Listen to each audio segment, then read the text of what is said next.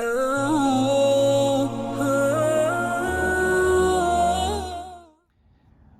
alaikum wa rahmatullahi wa barakatuh, dear viewers.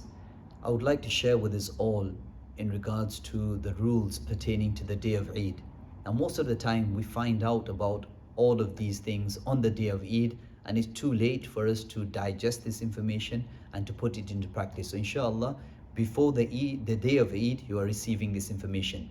And inshallah, we will go through this in chronological order so that we know what actions we have to do one after the other. The first thing is the night before Eid. The night before Eid is usually a time which many of us are negligent of.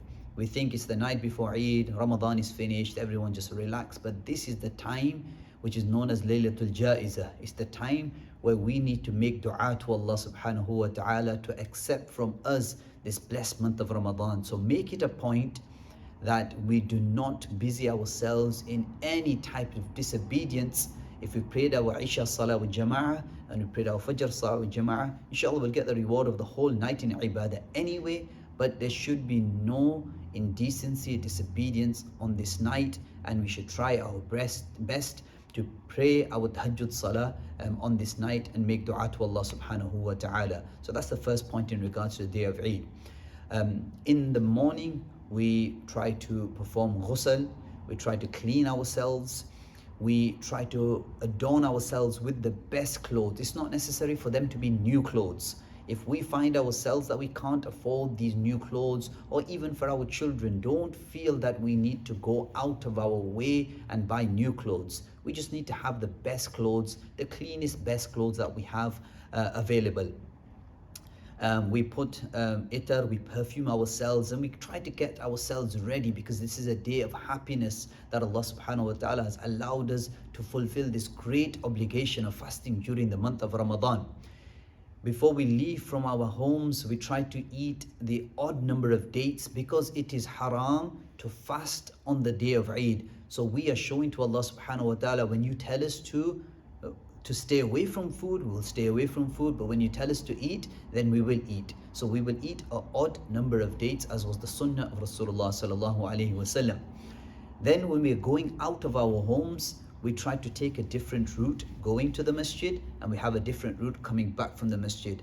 The reasons that the ulama would give is that we would find different needy people going to the masjid, and we could spend on them, and we would find different needy people coming back. But this is a sunnah, so we should take different route going to the masjid and different route coming back from the masjid. As we are going to the masjid in a low voice, then we do the takbeer, Allahu Akbar, La ilaha illallah, Allahu Akbar, walillahi alhamd. But we do this in a low voice. We don't do this in a very loud voice, especially it's the early hours of morning. We do not want to disturb our non-Muslim neighbors, so we do this in a low voice.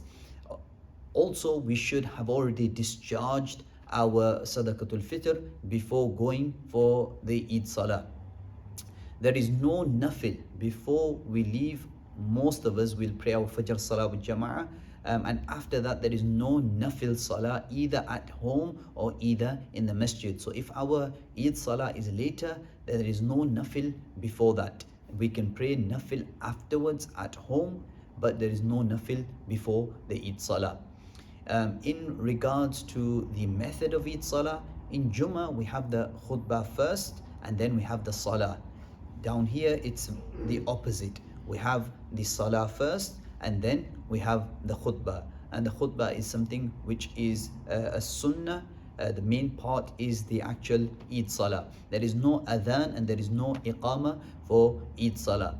The method, again, it's something that we need to be aware of before Eid Salah, not on the day of Eid. And it's a very simple method. There's 6 additional takbeers. In the first rak'ah, we will do the 3 additional takbeers before the recitation. And in the second rak'ah, we will do the 3 additional takbeers after the recitation. So the Imam and the congregation will say Allahu Akbar. They will put their hands, fold their hands, and then they will recite the thana. Then they will do Allahu Akbar, hands to the side, Allahu Akbar, hands to the side, Allahu Akbar. This will now be the 3rd additional takbir, and then they will fold their hands. Surah Fatiha will be recited, and then a surah.